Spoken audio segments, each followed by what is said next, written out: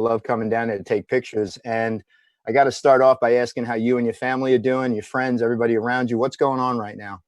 Thankfully, we're all doing okay. I'm still working, which makes me very happy. Both of my kids are still working, so they're doing well. My daughter's out in LA. My son's here doing a fishing show. So everybody's healthy. So I got no complaints. And your beautiful wife, Rita, I got to call her out. Oh, yeah, that got she doing? She had to close her practice. So she's closed the practice for her. And hopefully they're looking at now reopening probably beginning of May, mid-May, they'll start opening again. But she's been home, doing a lot of cooking. So the meals have been great, man. I come home, she's like watching all the cooking shows and doing all this great gourmet cooking. So it's been great for me. I've been gaining like 20 pounds. Well, I know your background comes in the way of your love and passion of animals. I want to kick this off by stepping back. I love mentors and I love mentoring. And you talk about your greatest mentor that got you into wildlife and the love of animals in the first place. Who was that? Take us back to that time. What got you excited? Well, I talk to kids today a lot in schools, and I tell them how lucky they are because there's this wealth of programming on wildlife on television. You've got Discovery Networks, Animal Planet, National Geographic Channel. When I was a kid, there was really only one wildlife show on television. It was on Sunday nights, 7:30. For those of us over 40, 50, you're going to know Mutual of Omaha's Wild Kingdom. I remember Mutual of Omaha. That was it. Mutual of Omaha's Wild Kingdom. And that show was like church to me. Every Sunday night, 7:30, I'd watch that show. There were two gentlemen on that show. There was the main host, a guy named Marlon Perkins, who was basically kind of up at the desk in his office. And then his co-host was Jim Fowler. And Jim was the guy who would go down into the jungles. He'd be running away from a charging elephant. He'd be wrestling an anaconda in the Amazon. He'd be like, tracking polar bears in the Arctic. And I always said to myself, that's what I want to do. That's the guy I want to be. Now, I'm a kid growing up in a small apartment in New York City, the son of a Cuban immigrant. My mother is the daughter of a Colombian German immigrant. And a lot of people looked at me and said, hey, buddy, you need to come up with plan B because that's like a once in a lifetime job. That's not going to happen. But to make a long story short, about 35, almost 40 years ago now, I got to meet Jim Fowler. He was coming down doing a national tour around the country, the Mutual of Omaha's Wild Kingdom tour, where he would go to big venues within big cities with animals to talk about wildlife. But every city he'd go to, he'd call the local zoo to bring the animals because he didn't want to fly around the country with those animals and stress them out. So when he came to Miami, he called, he said, I need some animals. Can you have someone from the zoo in Miami bring me some animals? I'm like, oh God, please send me. And they sent me, and I'll never forget walking into that dressing room and seeing him there. He was a towering guy. He was like 6'5", but he big build. He was like a football player. He had this booming voice. And he said, Ron, nice to meet you. Jim Fowler here.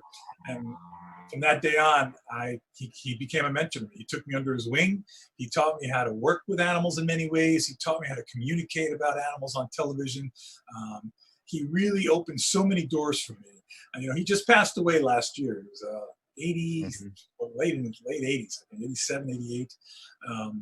But, he was such an inspiration to me that one of the proudest things I've been able to do is I established a scholarship in his name at his alma mater, Earlham College, because he always used to talk about how much that college helped him out.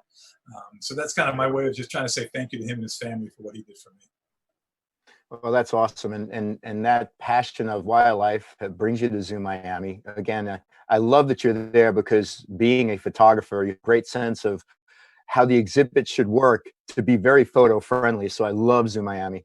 Talk a little bit about where photography came into your world and all of a sudden this became a huge part of who you are today.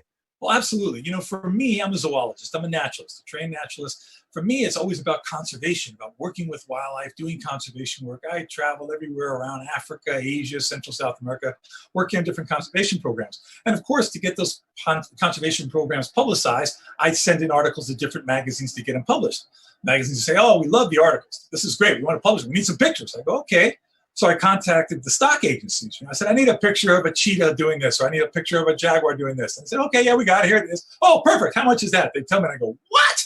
I go, I'm a naturalist. I can't afford that kind of photography, So I said to myself, I'm just going to buy a camera and see if I can teach myself. And what I did was I think what a lot of people do, you buy like a Shutterbug, Popular Photography, all these photo magazines. And I started looking at different kind of lectures or instructions they would give you there. And they always had those contests. And I know this sounds very subjective, but I would look at these contest winners and I'd say, I can do that.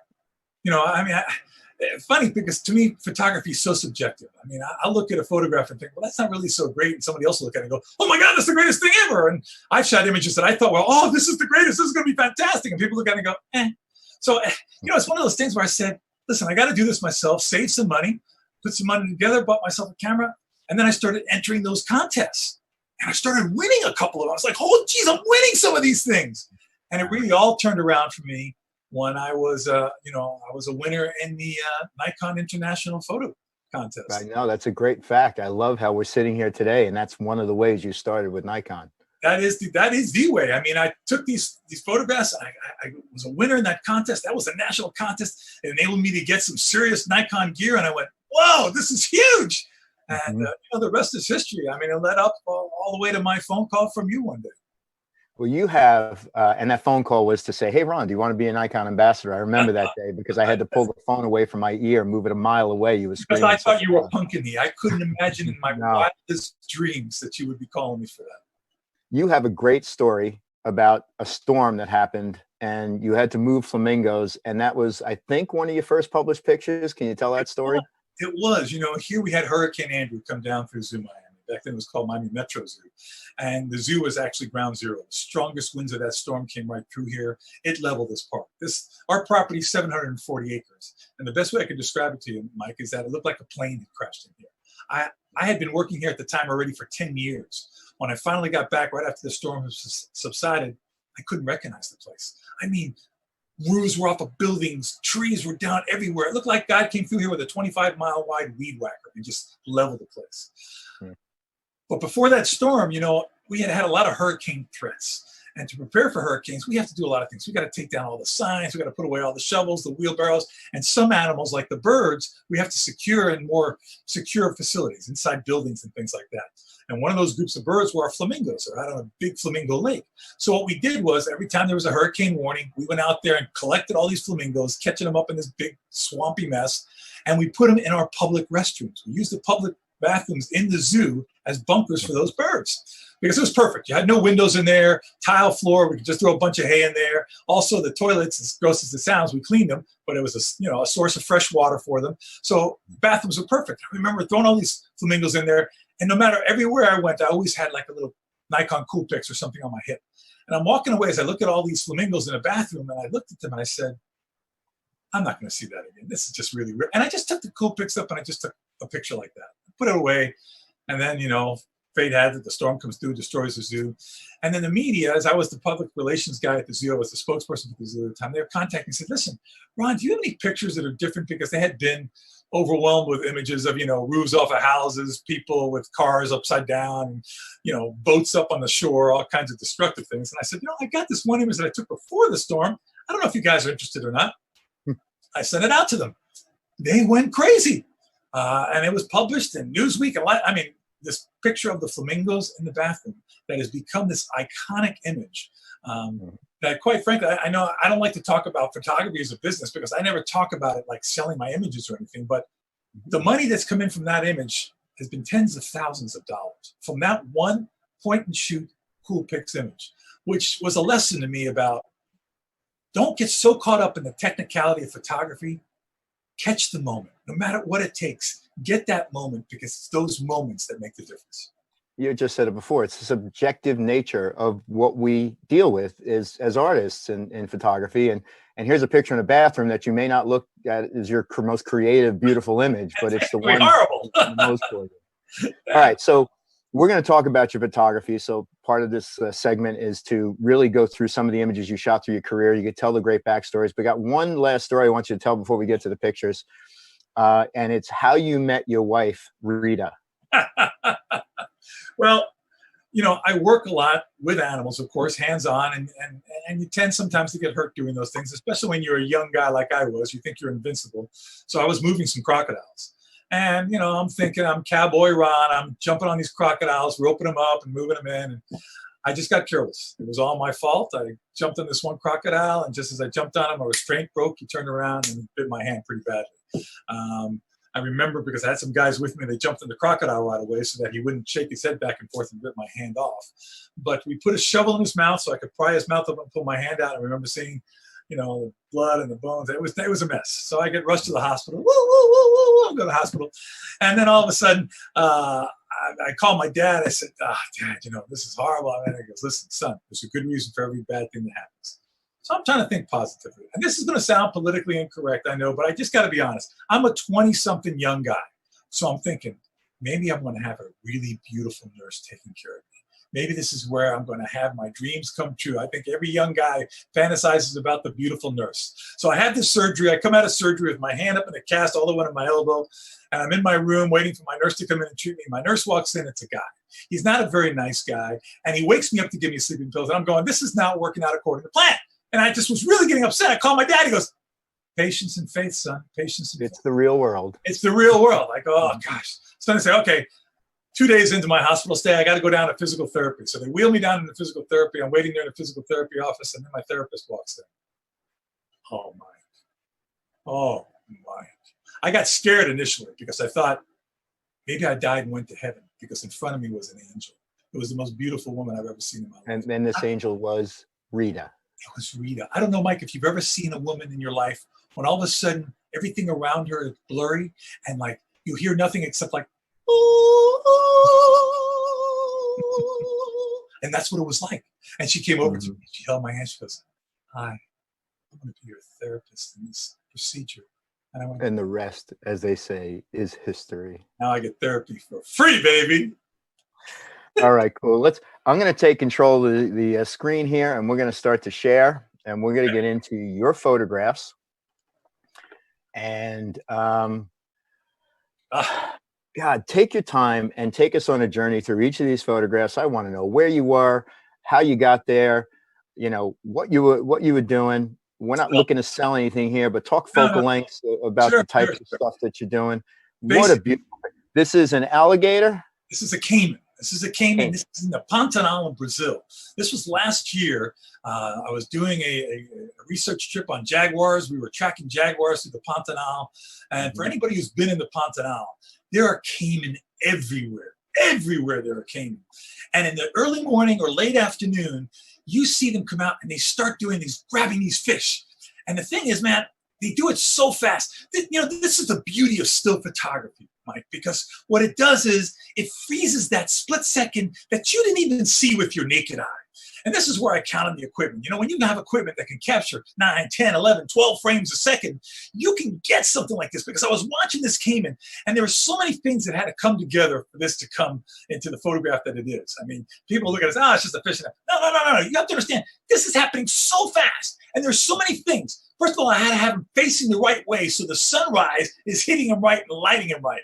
Secondly, I wanted it to be where I don't have a lot of splashing. I wanted to get that reflection in the water. And I'm thinking, he got up, so he's holding his head up high. He'd already caught the fish. And he's holding, and I said, okay, he's got to reposition the fish now. So now I'm just down on my belly in the grass, and I'm getting nailed by these horseflies. You see the horseflies flying all around that cave? Yeah. Well, they're all over me, and they're biting the heck out of me. And anybody who's a nature photographer, you know, you got your finger on the shutter. You're looking through that screen. You're saying, oh, God, I know he's going to do it. I don't want to slap the fly because I know when I go to slap the fly, it's going to do the thing, and I want to miss the shot. So I'm sitting there, and I'm getting a freaking blood transfusion. And all of a sudden, he just goes, that real fast. And I just hit the shutter. I didn't even see it, Mike. I wish I could say, oh, no, I know what I'm doing. I hit the one single. No. I went, put the hammer down, and then you start chimping. You know, you think, oh, my God, did I get it? And then, bam, when you see that fish in the perfect position, midair, not touching the bottom jaw, not touching the top jaw, facing out like, oh, God, can I get out of this mouth? And the fly is flying around. The Caiman's up in the reflection. God, jeez. This is the beauty of photography, man. When you can. That you're... Number one is what lens did you use? What focal length were you shooting? Mike, I'll tell you what, kind of my go-to lens now is this 200 to 500 because when I'm out in the field and I don't have the ability to use a monopod or a tripod and I got to be on the ground and wrestling through some tough environments, that lens has been a godsend for me. I can't even begin to tell you what an incredible godsend it has been because it's just been able to give me such versatility that 200 to 5, you know, animals, it's not like you're working with a model on South Beach. You can step back and say, oh, step 2 steps to the right or two steps to the left or move it. No, you have to be able to go with the animal. So that lens gives me great flexibility. And of course, I use the D5, which has been my go-to camera in so many of these types of expeditions because it's just so durable out in the rain, out in the cold or the heat or whatever. The seals in that camera, I need those kind of seals when I'm in those types of environments. So I'm going to throw out a line that I heard from you most frequently, and I use it all the time. What is it about animals? The most predictable thing about animals is what? Is that they're unpredictable. And I mean, that's where the patience comes in, no? Absolutely. Absolutely. And I mean, all of the image that I think I put into this little thing that we're going to show today are images that took a lot of patience and sometimes even surprised me, things that I couldn't even anticipate. But a lot of them, I mean, sometimes took hours. All right. So we go from Brazil to these beautiful cats. Where is this? What is this? What's going on here, Mr. Magill? This is a place called Londolozi in South Africa. One of the best places to see leopards in the world. And this was interesting because this is where I was with my wife, Rita. We're out on a private safari out there, and we spotted this female leopard and getting some great photographs of her. And then all of a sudden, right in front of me, she grabs a steenbok. It's a small antelope. She grabs, right next to the vehicle, she grabs it. And the steenbok is kind of going, ah! And I don't know why she's doing that. And then I realize she's doing that because it's a young steenbok and she's calling the mother. And then what happens is the mother comes in, she gets the mother too. But then what happens is she takes this baby steenbok and she walks, and we're following her in the vehicle. She walks to the base of this termite mound, and then she kind of disappears in the tall grass. But then all of a sudden she starts walking to the top of the termite mound. This is right early morning. This is like 7:30 in the morning. And she walks up and she puts herself on the top of the termite mound. I go, oh, look how beautiful this is. And she sits there in this great light. You got the grass around her. And I'm taking the pictures and I'm going to myself, wait a minute. Why did she eat that steenbok? Why did she leave it down there? And again, knowing animal behavior, looking at the way she looked, I said, she bought that steenbok to cubs. She's got cubs down there. So I'm with my wife and I'm with the driver, who's our guide, and he goes, it's very possible. He goes in this wonderful South African accent. He goes, it's very possible she could have a cub. I go, let's wait. Let's just wait. Half hour goes by. She's still sitting up there, nothing. An hour goes by. And, photographers who go with their significant others on photography and wildlife and have to wait for certain things to happen will understand what I want to explain to you here now. In the back of the vehicle, we're in an open Land Rover. I hear, and I kind of look back and nothing. So I'm still waiting. And then I hear, and the shuffling of the seat, and then I hear, I go, Rita, is anything the matter? She goes, didn't you get a great picture of that cat already? I mean, it's beautiful light. You took like 1,000 pictures, it sounded like. I go, no, I think she's got a cub down there. She goes, it's kind of been over an hour. And, I don't know. How long are we going to wait? I said, give me another 20 minutes, just 20 minutes. I could have waited another 20 hours, but I know Rita's getting impatient and I don't want to make, we're on a kind of a little vacation here. I don't want this photography thing to become a burden to her.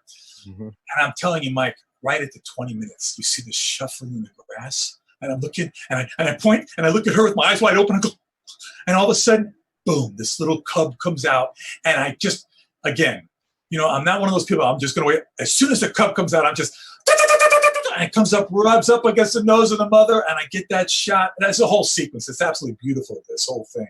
But that one image of that calm, relaxed mom, the cub coming up, it was like it took that long for the mother to chuff, and that's what she did. I heard her kind of go, like that, which is basically calling the cub up. Once the mother fairly realized that we weren't a threat to her or her cub, she literally called the cub up.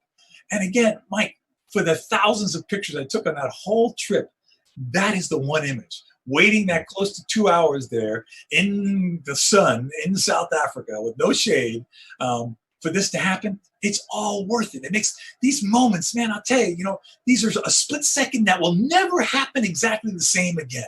And as a wildlife photographer, these are the images that help me do what I do. There is no greater tool that I have in conservation than photography. Because, at the end of the day, there's a saying that says, in the end, we protect what we love what we understand, and we understand what we're taught. And photography is what I use to teach people how incredible wildlife is. Mm-hmm. I was going to say the educational aspects of all of this, and one of the reasons why I love talking to you, it's never just about the photo, it's about the animal and the behavior and how things are happening and unfolding. And I love those tidbits of information, but the key to this, I would say, is the moment, right? Life is about these moments, these fleeting, quick moments. And just that little gesture, we talk about that in photography, gesture in photography, the gesture of the face touching the face, is brilliant. It's a moment. It's a split-second moment. And Mike, if you're going to look at the technical aspects of the picture, the nose is not as sharp as I'd want it to be. But how long does it take me to notice that? My first thing when I looked at this image is I just see a bond, a mother and cub bond, a cub trusting its mother. And for me, that's perfection. That's what I'm trying to do. I'm not trying to enter a photo contest to say, is this technically perfect? I always tell people, if people look at your image and they go, oh, it's a great image. Okay. If you can extort some kind of emotion from somebody when they look at your image, you've done a good job.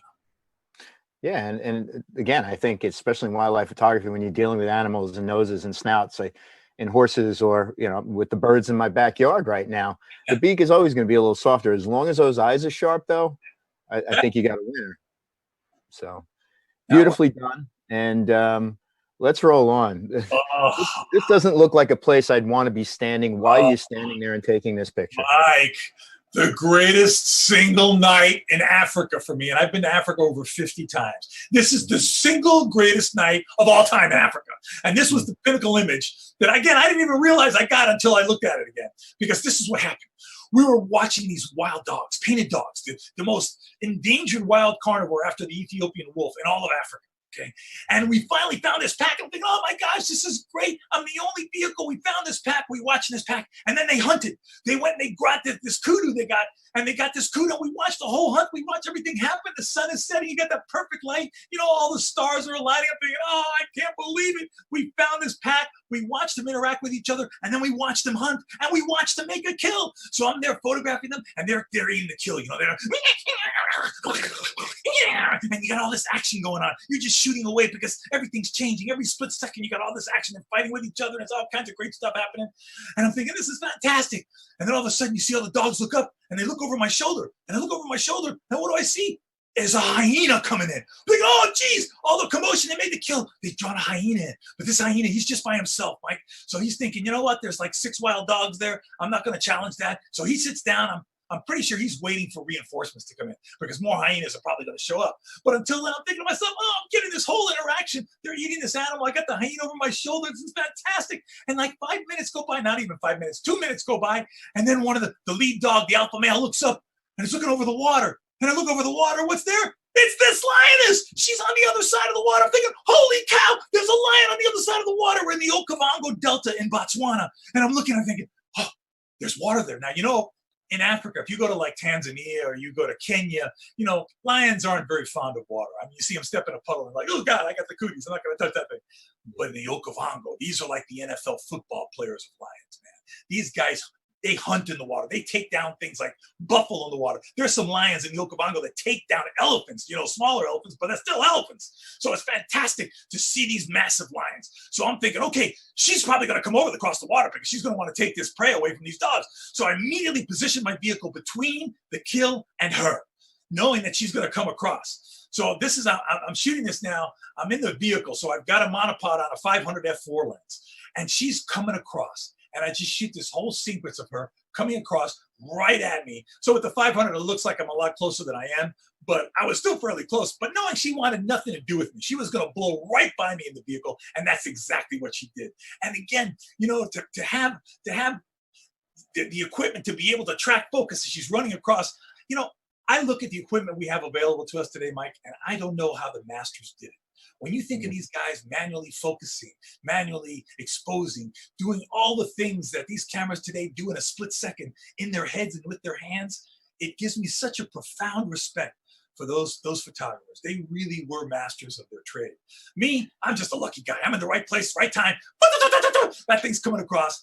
And I didn't even notice the reflection in the water, Mike, until I got back to camp. And I'm looking at it, oh, God, look, I got a reflection, too. The mud is frozen in the air. The tail is perfect. The paw is perfect. It looks like she's staring right at my camera lens. There's a whole sequence, too, where she came by. And she came by, and she stole that food away from the dogs. All the dogs ran away. And she took that food, and she's eating. I'm thinking, okay, I can die and go to heaven now. There's nothing else that can happen. This is absolutely fantastic. And all of a sudden, I'm not talking not more than 2 minutes after that, she looks up And I look over my other shoulder, and a freaking leopard comes in there. A leopard. So now I got dogs, hyena, lion, and a leopard comes in. Big male leopard. He comes and he smells when he sees the lioness. He says, no, I'm going to leave it alone. He sits there. Now the sun sets all the way. It's dark, and I start hearing. It's a bunch of hyenas. A whole clan of hyenas comes in. It backs up the guy that was waiting there for this whole time, and they take it away from the lion. So now they take it away from the lion. I got the whole sequence there, taken away from the lion, and I'm thinking this is nothing else can happen. There's nothing else. We've accounted for all the predators, right? We've got lion, leopard, hyena, dog. What else is there? And just when I think it can't get any better, a crocodile comes out of the water and takes the food away from the hyenas. I just fell back in my truck and said, I've died and gone to heaven. That image brings back that night every time. It could be my single favorite image ever taken in the wild, not because of the composition or the quality of the image, but because of the memories associated with it. Tell the truth, though. I know you to be very safe, and you know your animals. Was there any moment, there's eye contact here coming right at you. Is there any moment there of fear where you're saying to yourself, maybe they're not going to go towards the kill and it's going to come right at me? No, Mike, having been there many times and worked with these professional guides, as long as you adhere by the rules, you stay seated in your vehicle, you stay in your vehicle, those vehicles are almost invisible to these animals. I knew she was focused on that kill. That's what she was coming at. And, she came as close as probably 8 to 10 feet of where I was sitting when she blew by me. But never even looked at me. I mean, just blew by me like I was invisible right to that kill. And that's just, again, understanding the animal, understanding ethics of when you're out there photographing these animals. You don't stand up, you don't make noises, you don't do anything. You sit still, you hit the shutter, and you let the rest happen on its own. Don't ever try to incite a behavior in an animal. I can't tell you how much it rubs me wrong, even here at the zoo, Mike, when we have people in front of exhibits and they're going, hey, hey, they make all kinds of foolish noises, and they look like idiots, and I love it when the animals kind of look back at them like you are an idiot. But the basic, point here is that, guys, just wait. Let an animal do something naturally, because when you get it, an instigated behavior from something that you're doing is not really a natural behavior, and that really isn't conducive to good wildlife photography. That's a great point. This is a gorgeous image. Where are you? And talk about this mountain goat. This is Glacier National Park. And, I'd always wanted to photograph mountain goats in their natural environment. And I went to Glacier, and, as you know, I live in Miami, so I'm at 0 sea level. Glacier National Park, I'm going up over 8,000, 10,000 feet up there, and I'm walking up there, and I'm dying.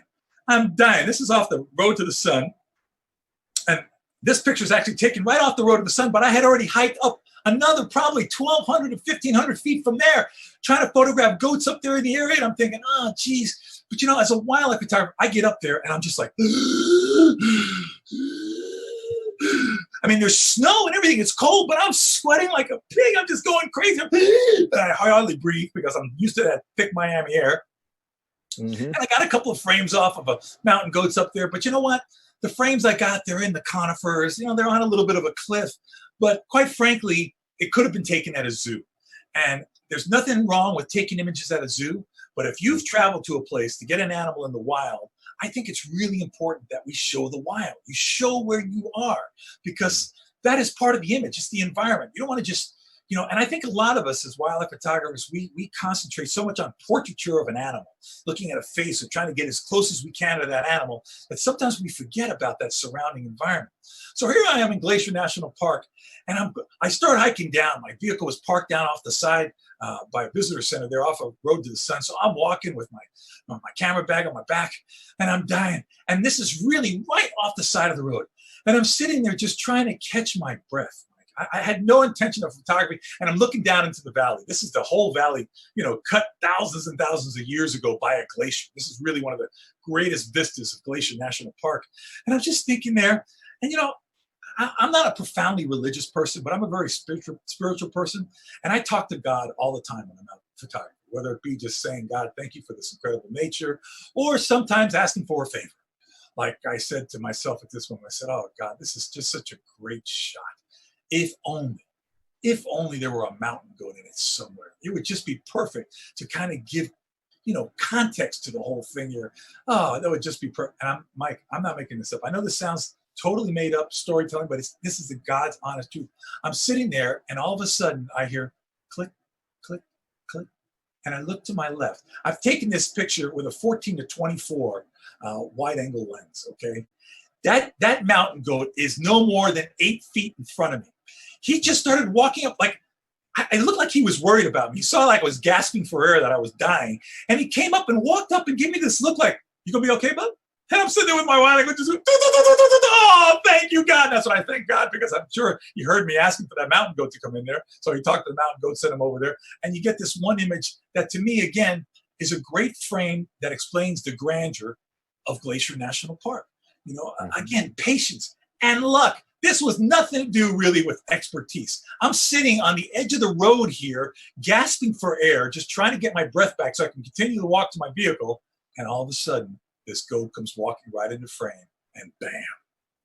Yeah, it's beautiful too. And the context, the location, the framing, everything just sort of comes together. And again, the luck too, Mike. Great story. There was just enough cloud cover so you don't have those really harsh shadows. You know, when you're trying to photograph an all white animal or all black animal, you get those really hard shadows and hard kind. It's like all the stars aligned again. You got this little kind of hazy cloud cover, that great view out of the valley. I'm in the right spot because I couldn't move because I was so tired. The goat comes to me, bam. No, a beautiful, beautiful photo. Thank you for the backstory. Oh God, All babies. Right. Babies. Now I want to tell you, I've showed you some of the images, some of my favorite images in the wild. And I want to show you some of my favorite images at a zoo or, you know, under human care condition. This was an image that I actually took, Mike, during the presentation that we did as Nikon at Disney when we went to Animal Kingdom. I went off on my own.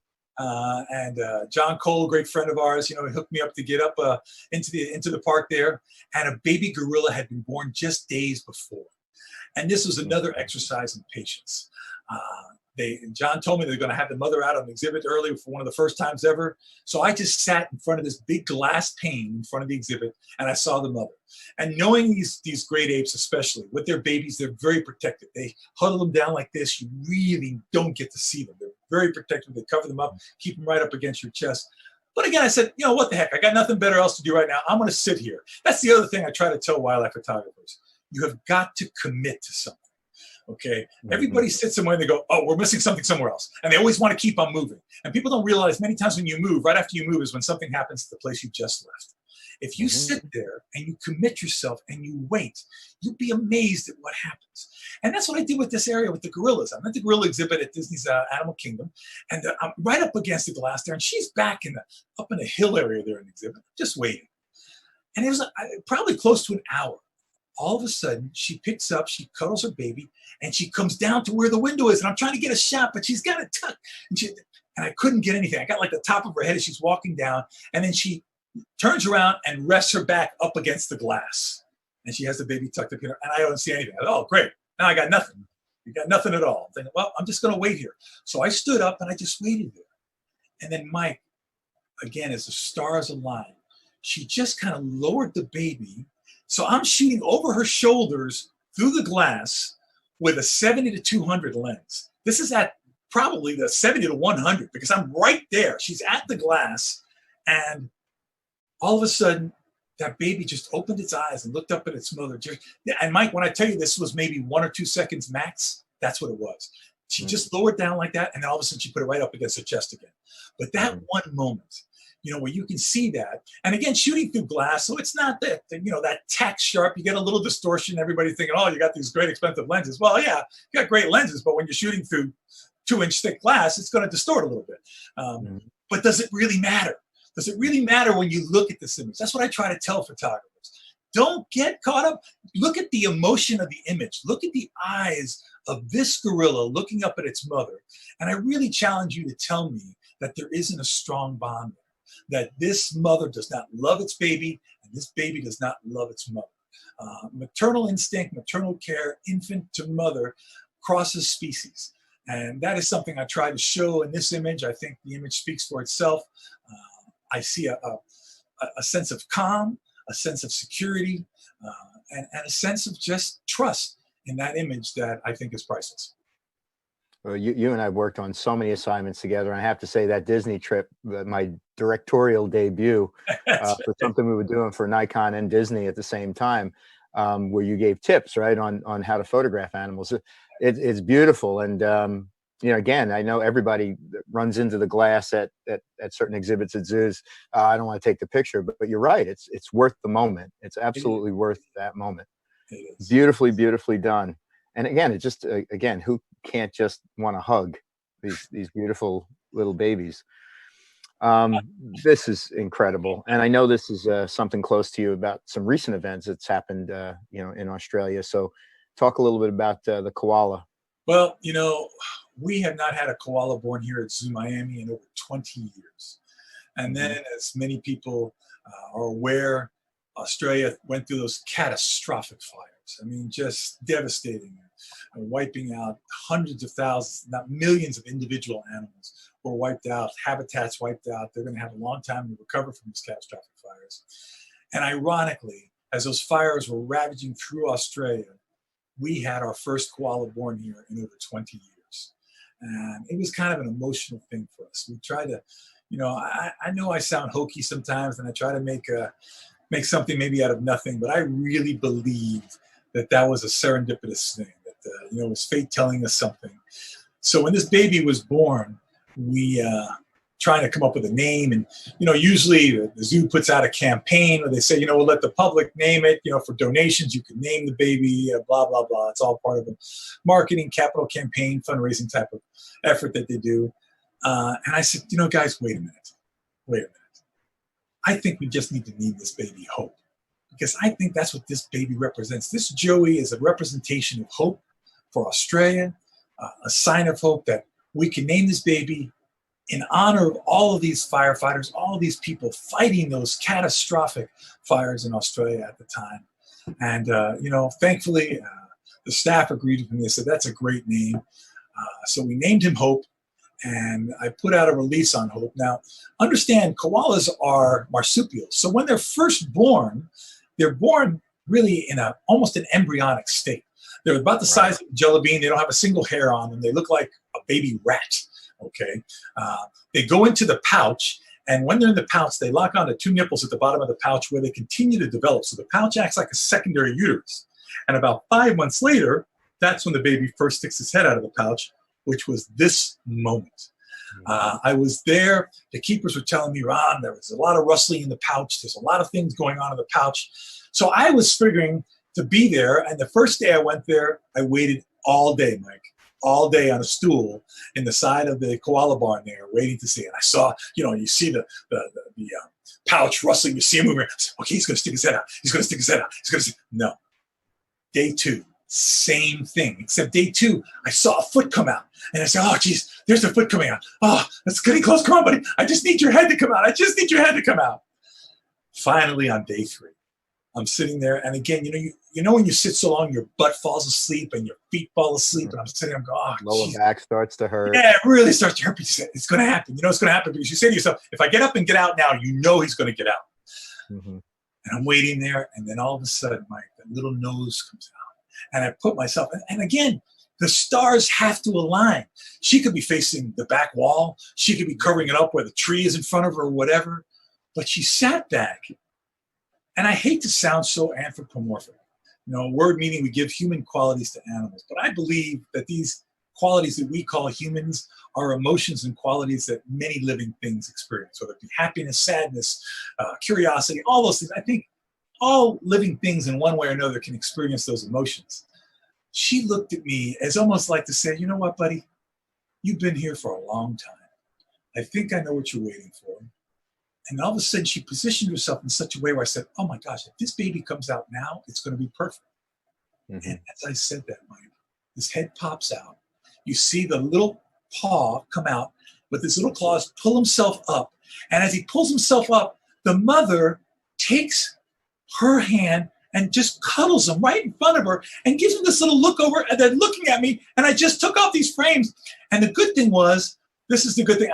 I'm not trying to promote product or anything, but when you have a camera that can go to silent shutter, it makes all the difference in the world for these types of shots. Because any type of shutter sound frightened her right away, and she would tuck it and go right away. And I learned that the first day. As soon as she heard the shutter of the camera, so I said, no, got to go silent on this. And going silent, I was able to shoot these images. And I'm not going to lie to you, Mike. I had tears in my eyes. I sat there with tears in my eyes thinking, this is just a magical, magical moment. That photograph went all over Australia. The Today Show came down, did a whole story on this koala using that photograph. We were able to raise tens of thousands of dollars for conservation and recovery in Australia that we sent to Australia, kickstarted by this photograph and by Hope and all the things that it represented. And that's the power of photography. Again, connecting people. That one moment. Again, almost 3 days of sitting on my butt on a hard stool, just, waiting for this moment to happen. And then having all the stars align and having that moment happen. And again, it's not tack sharp because it's very dark in there. I couldn't use any type of speed light. I couldn't use any external lighting. I shot this, and I think it was at least 6400 ISO.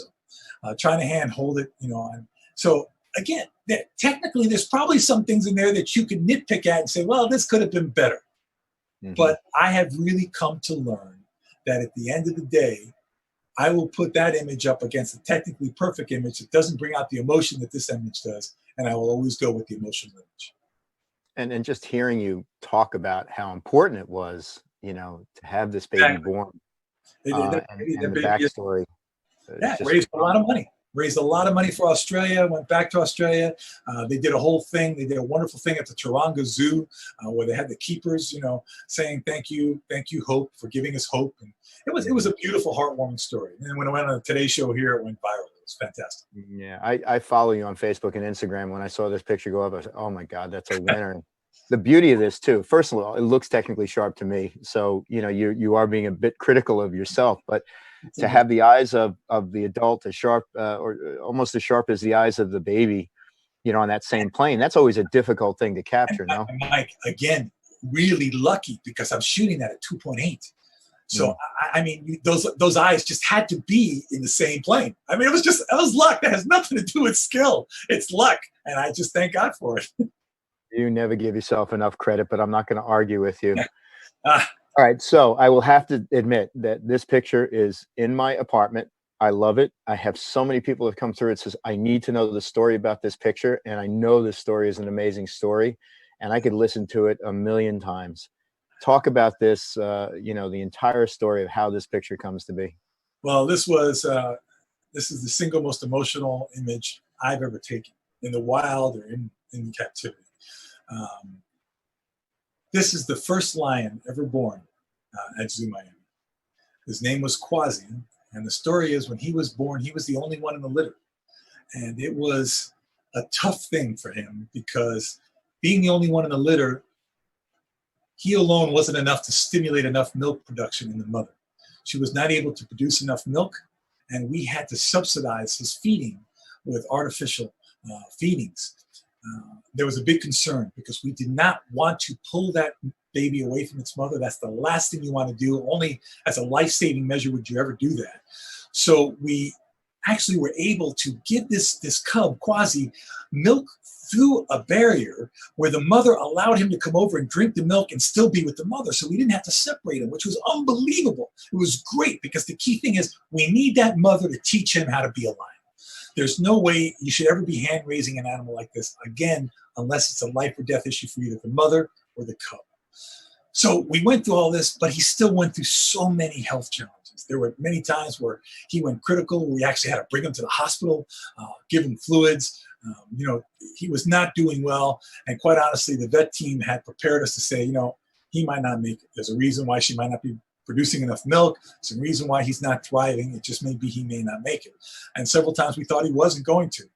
And then he just seemed to get over each hurdle. He just seemed to get over the hurdle, which is why we named him Quasi. It means warrior. And then all of a sudden, he seemed to be healthy. And the mother seemed to be doing well. And we said, oh my gosh, this is great. Now, when he was born, we put a big press release out, of course, and everybody in South Florida, oh my gosh, that a lion. And he just got so much positive press. But then I had to put up a follow-up press release saying, hey, you know what? He's not doing well. We need to prepare ourselves to maybe we're going to lose him. He's kind of in critical care right now. And everybody's emailing, social media, how's Quasi? Oh my gosh, it became this movement throughout South Florida, praying for Quasi. Well, then when he was doing well, we said, okay, now we're going to introduce him out to the exhibit. Here's the day everybody's waiting for. And Mike, I got to tell you, it was like, the biggest rock star coming out of a hotel when you have all the media there. We had this throng of media in front of the exhibit when here comes Asha, his mother, with Quasi, and they come walking out, and all the volunteers, and people are crying. They're crying in happiness. Their cameras are going crazy, and I got all these great images of them playing and frolicking with each other. It's just, oh my gosh, what a moment it was! It was perfect. I said, how can it get any better than this? And then when everything was as good as it could possibly be, about a week later, his mom died, and it was one of those sudden deaths. She had a congenital heart issue, which probably contributed to the fact that she wasn't producing enough milk, contributed to the fact that he wasn't thriving as a cub. But it was tragic, Mike. When I tell you that the staff, there were people sobbing, not just because we lost Asha, but because now all you could hear was Quasi, just howling for her, just it just was heartbreaking. But Asha has a sister named Kashifa, who actually had 4 cubs a couple of months after Quasi was born. So we thought to ourselves, with lions being social animals, we could introduce Quasi to Kashifa and her cubs, and maybe she would adopt him. And sure enough, we were able to do that. And that was a huge hurdle. This is great. We've got a family back together. But not quite, because now we had to introduce the dad. But here was the kink. The dad of Kashifa's 4 cubs was not Quasi's dad. And for anybody who knows lions, people will know that in the wild, lions will kill cubs that are not theirs. Their objective is to get the female to cycle again, but also to make sure that only their genes make it to the next generation. Again, that's their goal. Me, I want me, mine, all the way to the next generation. So the question was, we knew he would probably accept his own cubs, but would he accept Quasi? So we put him together with a barrier between them for several days. And we noticed that he was chuffing to his cubs. He wasn't paying any attention to Quasi, which really was good news. We didn't see any aggression, any keying on him. We said, okay, let's try it. With tremendous apprehension. I mean, people were so nervous because if we were wrong, and if he went to kill Quasi, there was nothing that we could do to stop it. That's something that happens in a split second. I've seen that happen in a wild, where brothers come into a pride, run out the alpha male, and subsequently kill every cub within seconds. It's horrific to watch. And if that was going to happen here, I know it would really destroy people, but it's what we had to do because these lions had to be as a social full prize. So we let the cubs, Kashifa, Quasi, out together first, and then we let out Jabari.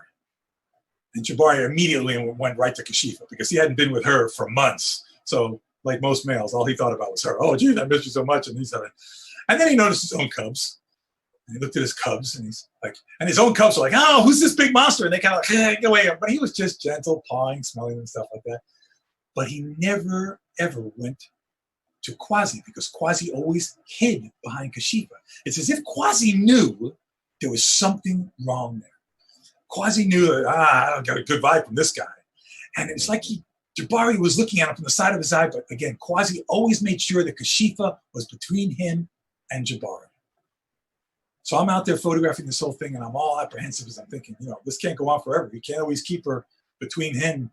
At one point, there's going to be a point where there's access between Jabari and Quasi. And sure enough, are you thinking the worst at this point? Like it's not going to happen? I'm not thinking the worst because I haven't seen anything yet. I haven't seen him really show any aggression, but I'm thinking when it happens, there's nothing I can do. So I'm very apprehensive. And then all of a sudden, Quasi made a mistake. He went out and he started walking out to a place where Kashifa wasn't, and Jabari had been watching him the whole time. He was over a mound on the hill there. And as soon as he saw that Kashifa was separated, he came around and around the tree, and all of a sudden he charged at Quasi. I got literally physically ill to my stomach, but I kept on firing. I said, I'm gonna photograph here the infanticide of this cub. This male's gonna come and kill him, but I'm gonna photograph it just to document behavior, to talk about the wild, how cool it can be. And I photographed, and Quasi at the last moment saw him coming at him and screamed and ran, and his mother ran over to where he was. And his mother, Kashifa, went at Jabari like some crazed out nut job. She just went and slapped at him as if to say, don't you think about touching him. And Jabari just urinated all over himself and ran away with his tail between his legs. I remember thinking, you know, you that profuse sweat. You go, oh my God, what just happened here? And Kawazi, of course, ran the other way. He's shaking under the tree like this. And that was the moment after Kashifa kind of settled down, kept on staring down Jabari like, you don't even think about it. You stay there. Don't you ever think about touching him. She looked over her shoulder and she saw Kawazi just trembling under the tree. And she turned around and slowly started walking to him. And Kawazi's just shaking. You can see him. His life flashed before him. She walked slowly, just step by step. She didn't run. She just walked methodically and slowly. I said, what's going to happen here? And that's when this photograph was taken. Like, she walked up to him, gently took her paw, pulled him into her, put her head up against his, and hugged him like that, as if to say, I will always be there for you. I will always take care of you. Don't ever be afraid. And it was just one of those moments. Again, I still get emotional thinking about it. I sobbed after that, looking at the photograph. When I showed it to the staff, many staff members have that image because it meant so much. And I can tell you now that Quasi is one of the most beautiful, large adult lions in the United States today. He's had cubs of his own. So I'm in the process of actually doing a children's book on adoption, using Quasi as an example of how, you know, a parent is not necessarily your biological parent, but it's the person who raises you. It's the person who loves you, the person who cares for you. That's really what defines a parent. It's just, again, we talked about moments before. What a beautiful moment. And I personally have seen you present this, and I love the sequence of images. All these images you're talking about, I know you captured, you've created, and that sequence of images is just so powerful. And you see, you know, the adult male backing off, and it's just, it's not so much the king anymore, are you? Yeah. Well, you know, dominant species, and, you know, a dominant gender. And it's amazing how the paternal instincts just kicked in. And it just, again, I have so many people that ask me about this picture, and I'm so glad that you put it in, you know, the group of images that we've asked you to present. It's just, I don't know, they say a picture, a million words, 1,000 words. This speaks billions of words. This is great. Like I said, for me, again, different photographers do different things. I mean, some photographers are incredible masters of light. You know, you put me in a room full of speedlights and I'd probably be a lost soul. You know, I look at people like McNally, like Black, you know, like Terrell. These guys are geniuses. They're masters. You know, I have to work with what's with me, and I thank God for that, because I don't have to. I'm not technically good at that other stuff. But for me, it's all about emotion. It's about capturing that moment that draws parallels between us and wildlife, to get people to care about it. That's the biggest thing.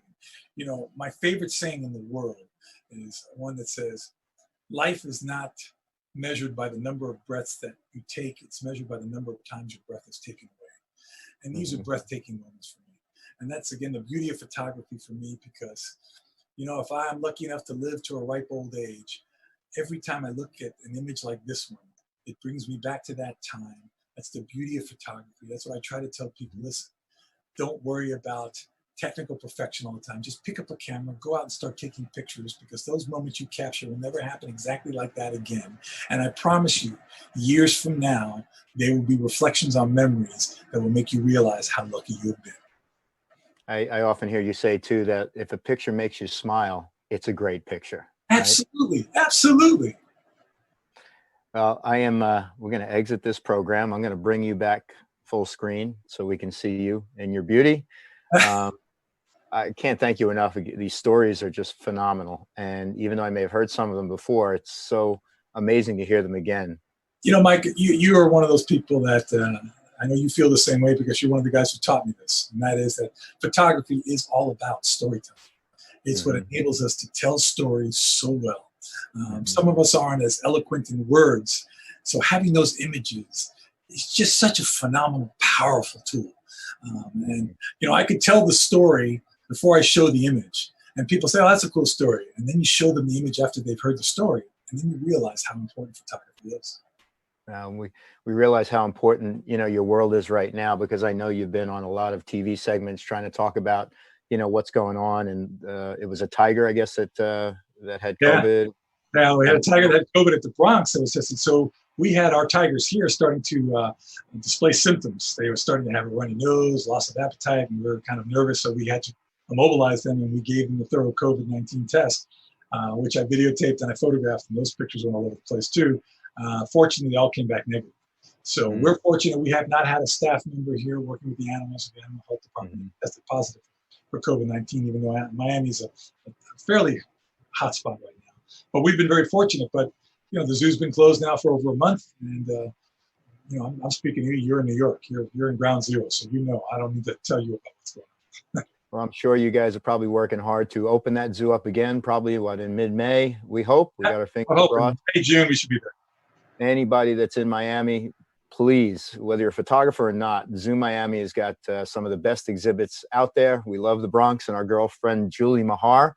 I love that, Julie. She's one of my mentors.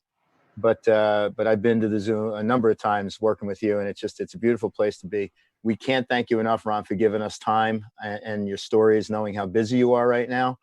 But thank you for the backstories on these images. It's phenomenal.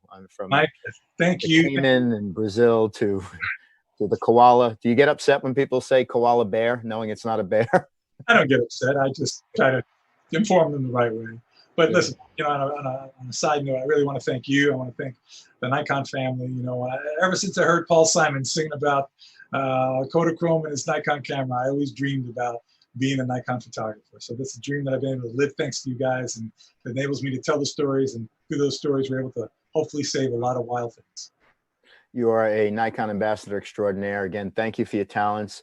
Those of you tuning in, another great segment with a really great photographer and zoologist, Ron Magill out of Miami. We thank you for tuning in. We've got so much great content coming your way to keep you inspired and keep you educated during these times when we're all back together and we're all shooting pictures again. I'll take it from my backyard birds back to maybe the lake and try to be inspired by a lot of what Ron said. We've got Nikon School online classes that are free through the month of May. We've got challenges online. So check out the Nikon Creators Hour website at nikonusa.com, and you'll see all kinds of cool events happening. We got tips from ambassadors to keep you going, things that they're doing while they're in quarantine. So by all means, everybody, thank you for tuning in. For Nikon, I'm Mike Corrado. Everybody, please stay safe.